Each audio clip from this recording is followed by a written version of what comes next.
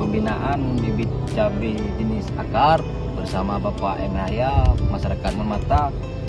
Beliau menanam cabai ini bersama-sama dengan saya dalam membina. Lebih kurang umur cabai yang ini sekarang sudah 4 bulan.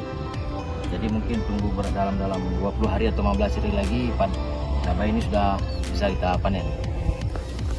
Bagaimana tanggapan Pak Kecik tentang adanya pembinaan dari Babin Kamtibmas terhadap petani ataupun masyarakat yang membudidayakan cabai di Desa Monmata ini? Ya, baik, terima kasih.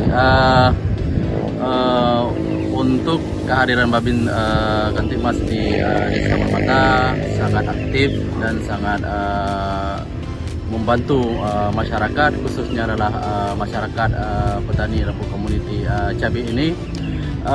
Dengan hadirnya Babin Kamtibmas di Desa Monmata, beliau Bapak Asep adalah yang selalu memberikan motivasi,